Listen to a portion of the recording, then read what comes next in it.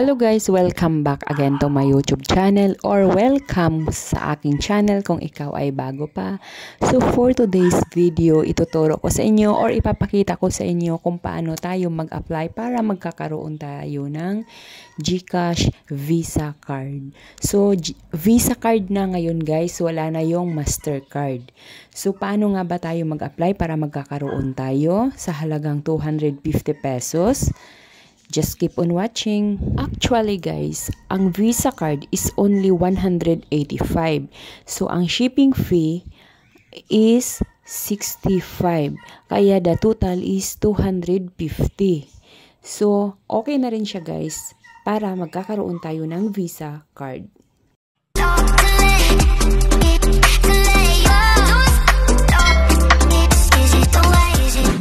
Una guys, open nyo lang ang inyong GCash app.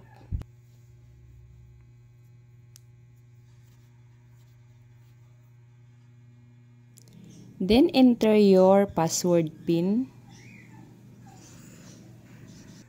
As you can see guys, may balance akong 2,300. So i-click mo yung profile guys at i-click ang my link account at pwede rin dito sa pinaka-front ng GCash ninyo, may card na dyan na makikita ninyo, pwede rin dyan na ang i-click ninyo. So ngayon, nandito na ako, dumaan ako sa my profile. So pagkatapos doon sa pag-click mo sa my link card, ito ang lumabas guys, GCash card. So ngayon, send me a card. I-click mo lang yung order a card. Then, ayan na siya. Then guys, kung nakikita nyo, 250 ang total na babayaran ko. Automatic siya magdideduct sa aking balance sa aking GCash. Dahil ang Visa card is only 185 lang talaga. Then the shipping fee is 65. Kaya ang total is 250. Ngayon guys, pag okay na yan, kailangan may laman yung GCash ninyo ha. At i-click nyo na ang next. At dito sa delivery information, dito mag-fill up kayo dito ng name ninyo, complete name ninyo, at syempre yung mobile number para si rider magme-message din sa inyo pag on the way na ang inyong order na Visa card. Then, complete then ang delivery address, kailangan yung address nyo talaga para mabilis kayong mahanap ni rider. Ayan. Fill upan nyo lang dito guys hanggang matapos yan. Ayan guys, kung nakikita nyo, diba 185 lang yung GCash card, then 65 ang delivery fee. I-click nyo lang ang confirm. Bago yan, i-check nyo lang I understand that foregoing fees. Ayan. Then, i-click mo lang yung confirm guys para ma-proceed na tayo.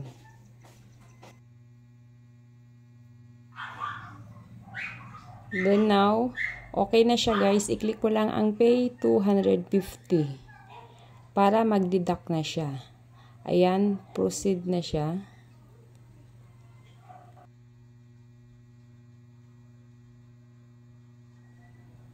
Then order successful. Your card will be delivered soon. Please see the expected delivery times below. For NCR, 4 to 6 business days, Luzon 6 to 8 business days, and Visayas, Mindanao 8 to 10 days siya. So i-click mo lang ang okay. So maghintay-hintay na lang tayo guys kung kailan madi-deliver ang ating ATM GCash Visa cards. Finally, after 6 days of waiting, nandito na ang aking GCash Visa card. So, ito na siya guys, dumating na for today. So, i-open ko lang ito.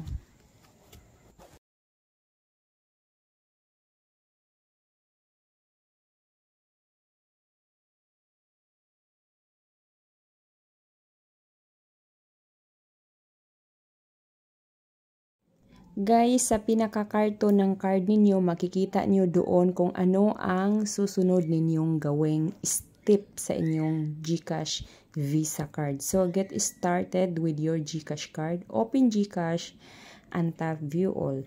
So, guys, punta tayo dito sa aking GCash application. I-open mo lang ito.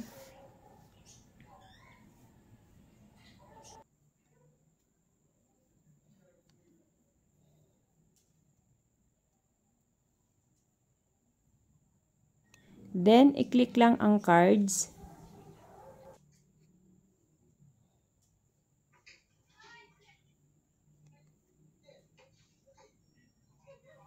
Sa baba guys, makikita mo dito ang link my cards. I-click mo yan. Then may marireceive kang 6 numbers. I-enter mo dito. Then click submit.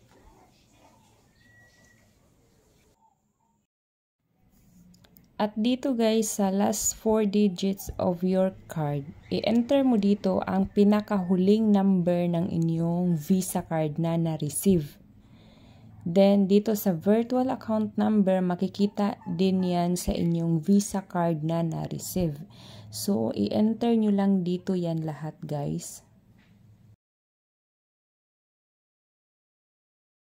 Pag okay na, i-click nyo lang ang next. Then, nakaprocess na siya guys. Then, dito na naman tayo mapupunta sa SIP card PIN. So, dito sa nominate 6-digit card, ito yung PIN, password ng inyong card guys, kung saan pwede na kayong mag-withdraw sa any machine ng bank. So, ito ang gagamitin yung password. So, ngayon, SIP card PIN successfully. So guys, salamat sa panonood. Huwag kalimutan mag-subscribe and hit the notification bell para always kang updated sa aking mga next upload. Guys, paalala, huwag niyong kalimutan ang inyong password sa inyong GCash ATM card para iwasan natin na magka-problema. So, any machine pwede na kayong mag-withdraw guys. Thank you for watching.